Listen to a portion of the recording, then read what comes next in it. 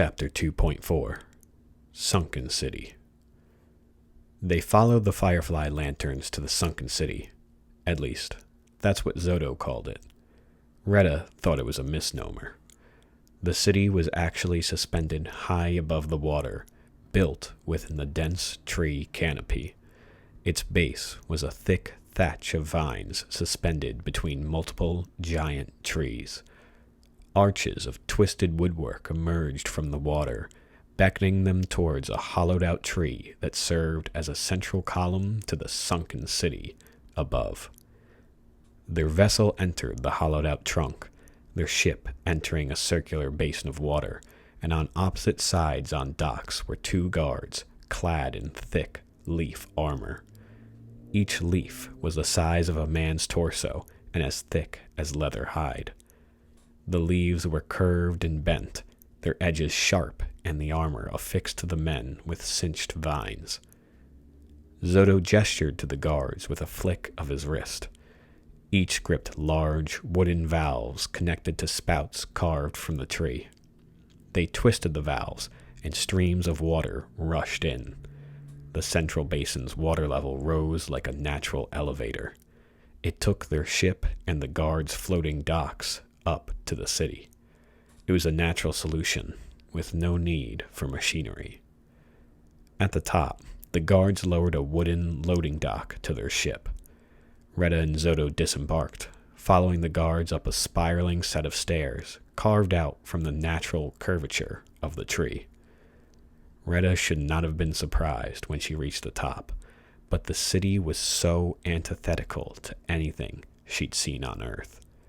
The pavement was not a concrete skin at all, but thick, tightly interwoven vines that added a spring to Retta's step. Lanterns lined the streets, built from curved wood that hooked like question marks.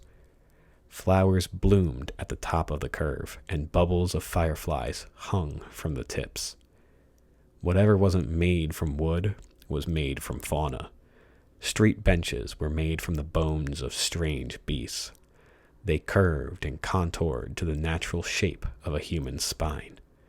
The single-story homes and tiny shops used massive bones as support beams and were thatched with the same thick leaves that the guards used for armor. The town center was sprawling with life. Children ran the streets, tugging at the string of clear balloons filled with fireflies as their parents casually followed behind them. Others had carved wooden toys of a man and a whale. Retta watched a child with the whale chase after another child with the man, trying to eat him. Similar to Zoto, the other forest people were as pale as ghosts from the dense forest canopy blocking the sun. But none of them had Zoto's golden eyes. "There's a holiday soon," Zoto told her. "I apologize for the commotion." His apology fell on deaf ears, because Retta already took to her notebook. The pages had dried. She clicked her pen to write, and started sketching the incredible city before her eyes. It didn't feel real. Maybe she died in her crash landing? Or she was knocked unconscious? Sure, she'd read how different inner colonies off Earth were, but she didn't expect it to be like this. Meanwhile, Zoto simply smiled, patiently waiting and letting Retta do what she did best. "I have so many questions," Retta said. "Then follow me." Zoto brought her through the town square, and her black skin, leather jacket, and red scarf felt like an anomaly here. Yet, the people welcomed her the same way as Zoto had, with warm smiles and bright eyes. Maybe it was the cynic in her, but she didn't trust a place so nice to outsiders. "You gotta learn who to trust," she heard Tobias's voice echo in the back of her mind again. "Are you okay?" Zoto asked, and Retta snapped out of her trance. "Huh?" "You seem deep in thought." "Yeah, I'm fine. I was just thinking about..." She looked up at Zoto, and beyond him, across the town square, she saw him. Tobias. He was unmistakable and as obviously out of place as Retta was here. Alpha was right beside him, and even from a distance, Retta saw Alpha perk her nose up and start sniffing the air. "Oh shit," Retta said, stepping back and hiding herself behind one of those small wooden huts. "What's wrong?" "I can't let him see me." "Who?" Alpha stopped, catching a scent on the wind. Her nostrils opened as she sniffed, and she stopped, pointing her nose towards its source. "What's up, girl?" Tobias followed her nose and squinted his eyes, looking across the commotion of people, and saw Zodo. The young, pale boy looked damp, his robe still dripping, and his hair frazzled from saving Retta. "That kid? Look, I know you're hungry, but just 'cause he smells like fish don't mean he's edible. Come on," Tobias said, moving forward, but Alpha stayed in place, waiting and sniffing. Tobias whistled, and Alpha's ears turned towards him. She looked at him, back at the source of the scent, and then followed Tobias's command. "I think he's gone," Zodo said, and Retta stepped out from her hiding spot. "Phew, all right. Thanks, Zodo." "Is he a bad guy?" She still didn't know how to answer that. "No, I just know him." Zodo sensed little need to pry further, and simply nodded to Retta. "Okay, then follow me." Tobias walked through town with Alpha, enjoying the momentary peace he had. It was refreshing to take a deep breath of non-artificial air without fear of a bounty hunter propping up. Here, no one cared about that, or Nexus, or the Outer Reach. They could focus on their own lives. A shame that he'd have to disturb that peace. The people here were so nice, too, and welcoming to outsiders. It was clear as day he didn't belong here, what with everyone else wearing garments of silk and vines, but they looked at him the same as anyone else. And when he asked where another foreigner might be, a heavy-set guy with a sleeve of Polynesian tattoos running from his elbow, up his shoulder, and curving up his neck to cover his naked scalp in ink, with two chubby cheeks and a long mustache and chin beard you could pinch the black hairs off. They immediately knew who he referred to. Jimbo. Just Jimbo to them, but the Rat to Tobias. It'd been many moons since they crossed paths last, yet it was unsurprising when the people told Tobias that Jimbo stayed on his own in a shack at the edges of the city. Nice enough guy, they all said, but kept to himself. Tobias thanked them, but knew better than that. Jimbo only kept to himself while keeping eyes on everyone else. He worked like a one-way mirror, preferring to be unseen to you while seeing everything you do.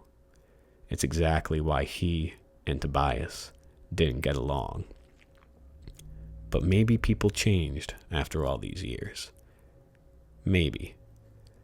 After all, this was the last place Tobias expected to find Jimbo, a Luddite colony nestled within nature, where the closest piece of tech was Tobias's junker ship floating out in space. This sounded like Jimbo's idea of a personal hell. No tech, no cameras, no surveillance. No chance to live his life watching other people's lives. For a voyeur, this sounded like a death sentence. And maybe it was. Jimbo gained his title, the Rat, for a reason, and there were enough people that wanted him more dead than alive that he had to go into hiding. But it'd been many years. Maybe Jimbo changed. Maybe. Tobias stepped up to Jimbo's hut, formed from the torn bark of nearby trees that were cinched together with rope and showed their age by the green moss growing up through the wood's grain.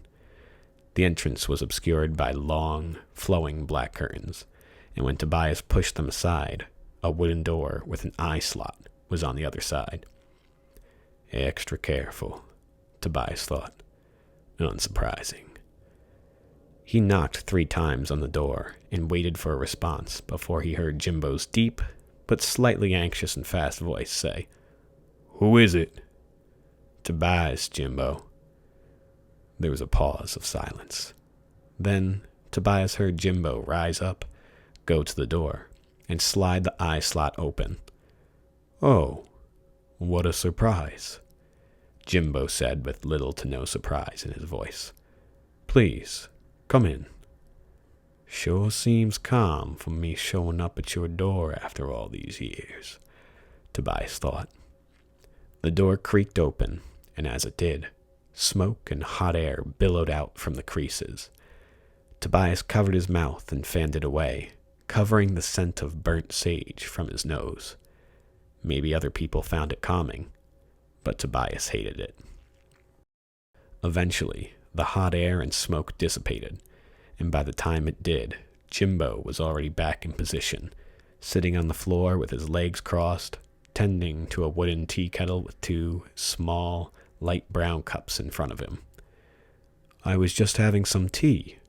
Would you like to join me?" Tobias stepped into the hut until Jimbo stopped him. He swept his hand low, signaling Tobias to take his shoes off at the door.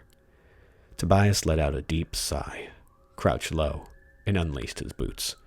"You live in a goddamn hut," Tobias whispered under his breath, but Jimbo didn't hear that. "I had a feeling you may be coming," Jimbo said, his voice surprisingly slower and more zen than Tobias ever remembered it. "Uh-huh, sure, a feeling," Tobias said, tucking his boots to the side and sitting on the pillow opposite Jimbo. Unlike Jimbo, who sat with his back straight and proper, his hands lightly resting on his stomach, and his eyes closed with tranquility, Tobias sat with his back hunched over, his elbows resting hard on his knees, and with Alpha plopping herself onto the ground beside him, resting her snout against his leg. A feeling for Jimbo means spying to us, Tobias thought. "What are you doing here, Jimbo?" "Living my best life." Jimbo stretched an open palm out towards the tea he poured for Tobias, and then took his cup delicately in one hand, resting it in the palm of his other, and took a courteous sip of tea. Tobias, meanwhile, snatched his tea, blew hard over its surface, and took a swig. "Why are you here, Tobias? For the ceremony tomorrow?" "Ceremony? Nah, don't care about that." Tobias put his cup down for a moment. "I want to keep this brief, Jimbo, and keep your peace. I'm looking for the other vicious six." "Oh." Jimbo was terrible at feigning ignorance, and it annoyed Tobias that he had to explain what he was sure Jimbo already knew. "Yeah, heard they're out and about the inner colonies." "Have you? What do you know?" Tobias straightened up now, getting into it with Jimbo. "You always did have an eye on us." "Oh, well, not anymore," Jimbo said. "But I have heard they may be looking for something." "How'd you hear?" "I still hear things. Dodgy," Tobias thought. "Still the same in some ways." Alpha sniffed at the air, and her snout perked up. During the conversation, she got up, pressed her nose to the ground, and followed something. Jimbo maintained his posture, but Tobias noticed Jimbo's eyes shift to follow Alpha, and once she was out of his sight, sniffing and walking behind him, Tobias could see the old Jimbo coming out. The anxiety and paranoia, the fear, the beads of sweat that formed at the creases of skin on his bald scalp. "Oh, don't mind her, Jimbo," Tobias said. "Girl's just hungry. Right, girl?" It was a lie, but Jimbo bought it. Tobias watched Alpha sniff up to a crease at the opposite wall of Tobias, and stop there. "That's the spot." Tobias whistled Alpha back, and she came on command. "Sorry about that," Tobias said, noticing that Jimbo eased up with Alpha in his sights. "Got anything for her to snack on?" Oh, yes, of course. Jimbo struggled to regain his fabricated composure, but Tobias let it slide. The less paranoid Jimbo was, the more information Tobias would get. Jimbo reached behind the tea kettle towards a few baked leaves that were crispy to the touch. He presented it to Tobias, but he declined. Nah, you feed her. Alpha, Jimbo's got a treat for you. Jimbo held it out in his hand, and Alpha sniffed it. She did not like the smell of it, but from behind, Tobias pinched her butt, signaling her to play along. She slightly licked the leaf, pretended not to recoil, and then ate it whole, trying her best not to chew, not to taste, and instead swallow the dry, crispy, disgusting leaf in one bite. Alpha politely feigned wagging her tail, to which Jimbo pet her and felt more at ease. Good girl, Tobias said, scratching her back to let her know he appreciated the act. And now that Jimbo was more at ease, Tobias continued. So, what'd you hear the Vicious Six are after? Well, Jimbo leaned a bit closer, keeping his words to a whisper. It's some sort of relic. Relic? Tobias asked. Like, what kind of relic we talking? One that's worth a lot of money, if exchanged with the right hands. Tobias's interest was piqued, and Jimbo noticed. Maybe even enough money to buy you your freedom, even as a traitor, was the word Jimbo was going to use. But Tobias knew he was still too scared to call Tobias that to his face, unlike the others. Jimbo was interrupted by the sudden beep of a link, chiming from beneath the long, billowing sleeve of Jimbo's robe. I thought you ditched the tech, Tobias said, now wondering what exactly Jimbo was on about. Oh, most of it, he said, pulling his sleeve up to reveal the link. But some things you can't live without, right? Jimbo looked at his screen, and immediately Tobias saw Jimbo's eyes go wide. Oh, I do apologize, Tobias, but I have to go. I may have a lead on what we spoke about. Jimbo stood himself up and politely bowed to Tobias. Please, you may stay here. It is late, and we can discuss tomorrow morning more about the relic. Tobias politely nodded, seeing an opportunity to snoop at the spot Alpha sniffed at while Jimbo was gone. Sure. Thanks, Jimbo. I appreciate your hospitality. I can set you up a bed or... Nah, don't worry about me, Tobias said with a smile. Go on ahead. I wouldn't want you missing your lead.